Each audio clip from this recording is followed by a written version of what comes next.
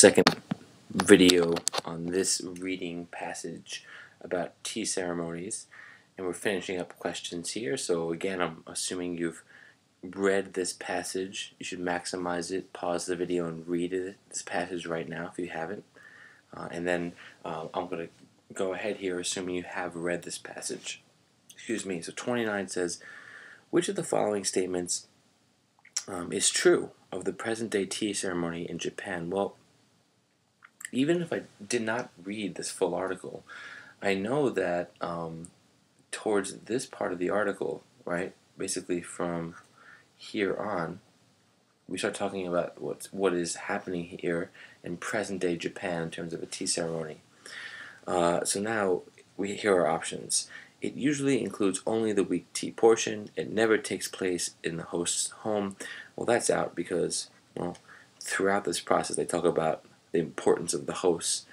It often occurs in an ornate tea pavilion. They never mention that. And it requires 4 hours to complete. None of those are the options. A is the only one here that makes sense. And in fact, you can see it right here towards the end. It says the weak tea part of the ceremony is often the only one practiced today, when tea ceremonies may be conducted to honor birthdays or other special days. So A is the answer. 30 says, according to the passage, which of the following statements about Rikyu's tea ceremony is accurate?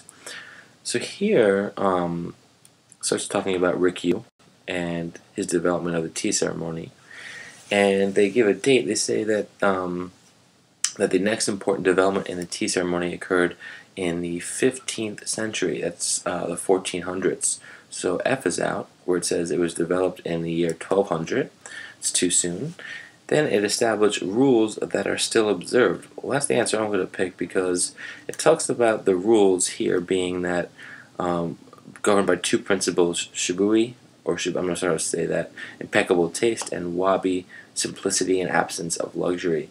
The current tea ceremony does exhibit those two features, and those are rules and guidelines. So G is what I'm going to pick. I know H is out because the tea ceremony that he instilled here, you can even see it says thick tea and weak tea. So it included both types of teas, and here it was intended only for shoguns in aristocracy.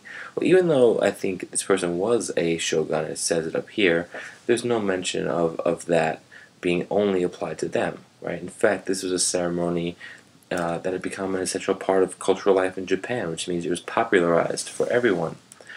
Okay, so 31 says, which of the following is an expression of the principle wabi? Fortunately, they italicized this word, so we can zoom in right here and see that wabi is defined over here. Wabi is about simplicity and absence of luxury. So even if they don't say it in the upcoming part of the passage that they're using wabi, we're going to actually look for that phrase, simplicity and absence of luxury. So we want to see what part of the ceremony is simplistic. And they say it right here. Although simple is the key word in design and lacking in pretension, right? Tea rooms are built of the finest materials, so that it's the tea rooms that are simplistic in design. There it is. C.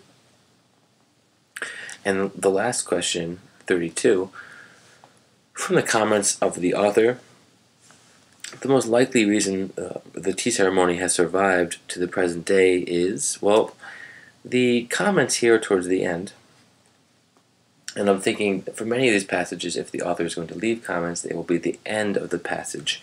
So here we say, even in this shortened form, however, the tea ceremony provides busy people an opportunity for quiet reflection in a gracious setting. So that's the author saying the reasons why it's practiced today, which is that people want to be able to have quiet reflection in a gracious setting. So here it is, J, where people appreciate the opportunity to be quiet and reflective.